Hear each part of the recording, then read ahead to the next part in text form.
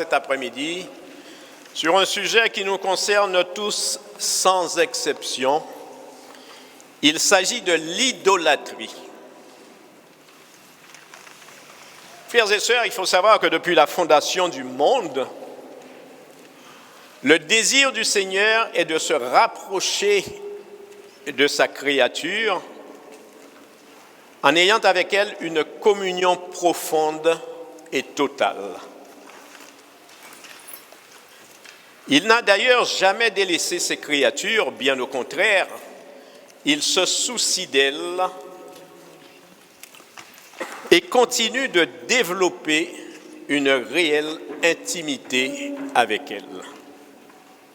Même après la survenue du péché dans le monde, le désir de Dieu est inchangé. C'est pour cela qu'il a envoyé le Christ pour nous libérer du péché et de la mort et nous réconcilier avec lui. Amen. Amen. Cet après-midi, bien-aimés, il est important de nous rappeler la grandeur de son amour pour nous dès la création et de comprendre pourquoi l'idolâtrie doit être totalement bannie de nos vies. Amen. Frères et sœurs, Dieu a toujours mis son peuple en garde contre la tentation des idoles. Il interdit formellement à ses enfants de se prosterner devant une idole et de servir un autre Dieu, quel qu'il soit et de quelque manière que ce soit. L'Éternel dit, dans Exode 20, versets 2 à 3, Exode 20, 2, 3, « Je suis le Seigneur ton Dieu. Tu n'auras pas d'autre Dieu devant ma face. » L'Écriture nous révèle également dans le livre du Deutéronome, chapitre 6, au verset 15, Deutéronome 6, 15, que notre Dieu est un Dieu jaloux. Car l'Éternel, ton Dieu, est un Dieu jaloux au milieu de toi. Comprenez bien, frères et sœurs, que Dieu ne jalouse pas à la manière de l'homme, mais il est jaloux quand la gloire, l'honneur, la louange et l'adoration qui lui sont dues vont aux idoles. Amen. Alors, qu'est-ce que l'idolâtrie? L'idolâtrie, c'est un outrage à Dieu qui trouve sa source dans le refus de l'homme de reconnaître la souveraineté et la grandeur de Dieu, créateur du ciel et de la terre, seul et unique vrai Dieu. Dieu interdit de faire des représentations qui serviraient à un culte ou à la prière. Ceux qui s'engagent dans une forme quelconque d'idolâtrie n'hériteront pas du royaume de Dieu. La louange doit être réservée à Dieu et à Dieu seul. L'Écriture dit dans 1 Corinthiens 6, 9, 1 Corinthiens 6, 9, « Ne savez-vous pas que les injustes n'hériteront point le royaume de Dieu? » L'idolâtrie crée un aveuglement et l'idole qui en est la cause s'installe. Mais qu'est-ce donc une idole? L'idole, c'est toute chose qui vient occuper indûment la place de Dieu dans nos pensées et dans nos cœurs. Par exemple, des images, des statues, des personnes qu'on adore comme si elles étaient elles-mêmes des divinités.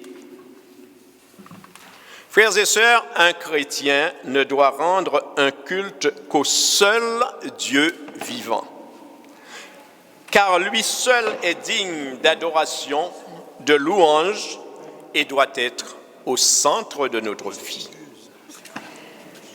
Nous devons l'aimer de tout notre cœur, de toute notre âme, de toute notre force et de toute notre pensée. L'Écriture dit dans Matthieu chapitre 4, au verset 10, « Tu adoreras le Seigneur ton Dieu, et c'est à lui seul que tu rendras un culte. » Amen. Mais qui sont ces idoles? Qui sont ces idoles?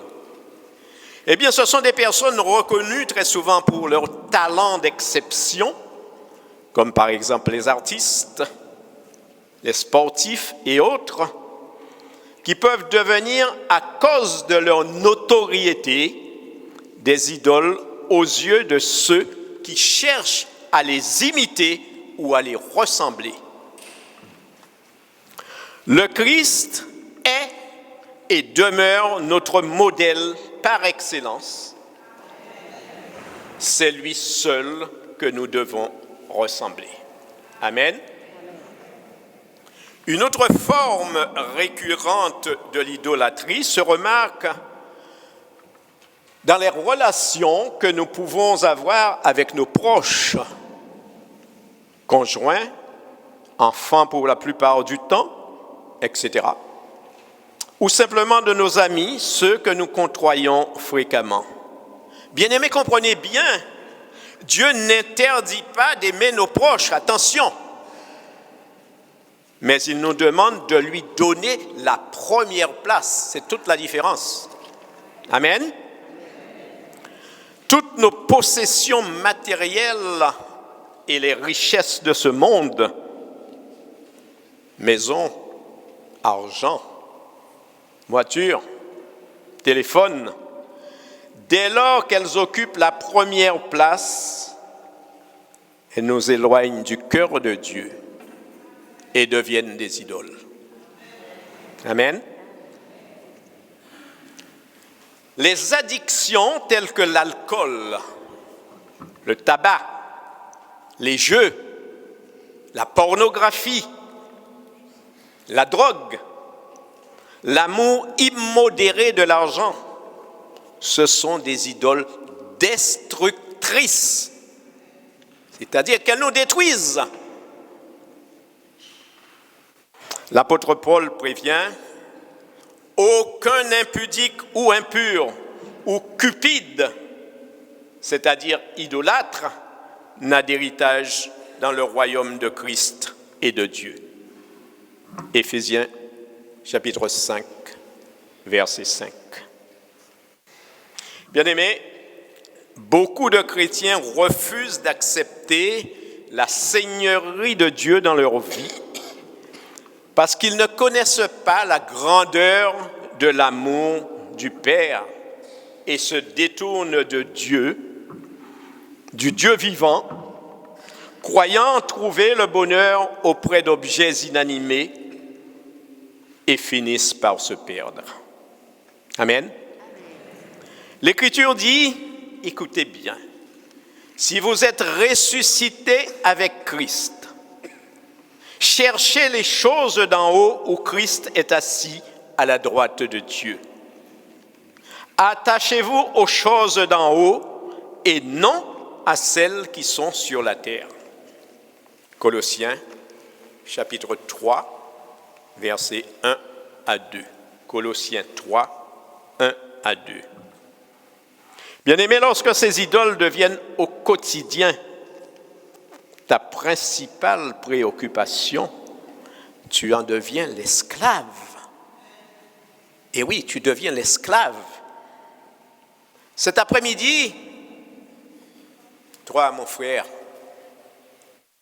toi, ma sœur, pose-toi cette question.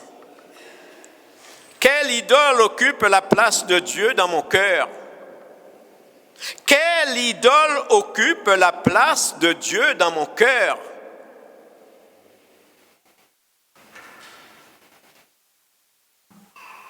Ne recherche pas la faveur de l'homme, mon frère, ma sœur, et ne t'attache pas aux choses matérielles.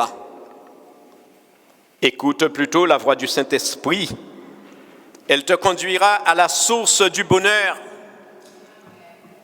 L'Écriture dit dans Jérémie 17, 7, Jérémie 17, 7, « Béni soit l'homme qui se confie dans l'Éternel et dont l'Éternel est l'espérance. » Amen. N'oublions jamais, frères et sœurs, que nous devons dépendre de Dieu et de lui seul en tout et pour tout. Amen. Voyons maintenant quels sont les dangers de l'idolâtrie. L'idolâtrie fait partie des œuvres de la chair, du péché. L'apôtre Paul nous demande de prendre garde afin, dit-il, de ne pas laisser à Satan l'avantage sur nous, car nous n'ignorons pas ses desseins. 2 Corinthiens 2, 11. 2 Corinthiens 2, 11. C'est en effet un moyen très efficace que Satan utilise pour attirer à lui les enfants de Dieu et les empêcher d'avoir une communion intime avec le Seigneur. Amen. C'est d'ailleurs l'une des causes principales d'échec, de blocage à nos prières et à nos bénédictions. Amen. En tant qu'enfant de Dieu, l'idolâtrie peut avoir de graves conséquences dans ta vie, tant sur le plan spirituel, physique que financier. En effet, quand l'ennemi entre dans ta vie, il s'octroie le droit, je dis bien le droit de te détruire. L'Esprit Saint se retire, tu deviens stérile spirituellement et tu ne portes plus de fruits. Bien-aimé, sache que Dieu t'aime et qu'il te bénit et qu'il bénit un cœur qui se consacre entièrement à lui, mais il jugera ceux qui adorent les idoles. Amen. Alors, comment lutter contre l'idolâtrie? L'engagement à suivre le Seigneur doit se faire avec une entière disposition de ton cœur. En priant le Seigneur pour qu'il suscite en toi un profond désir de repentance et de conversion. Car lui seul peut modeler ton cœur, lui donner la forme qu'il désire, afin que tu l'adores lui seul, en esprit et en vérité. Amen. En lisant, en méditant quotidiennement la parole de Dieu et surtout en la mettant en pratique. En acceptant de te laisser renouveler par l'Esprit Saint, comme il a dit dans Romains chapitre 12, verset 2, « Ne vous conformez pas au siècle présent, mais soyez transformés par le renouvellement de l'intelligence, afin que vous discerniez quelle est la volonté de Dieu, ce qui est bon, agréable et parfait. » Amen. Mon frère, ma sœur, il est temps de quitter tes tombeaux. Amen.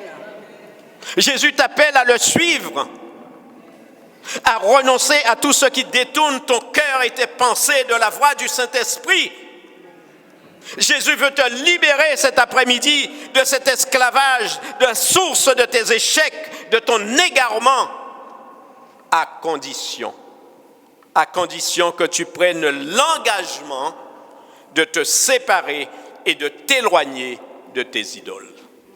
Amen. Les apôtres Jean et Paul exhortent à fuir le culte de l'idolâtrie.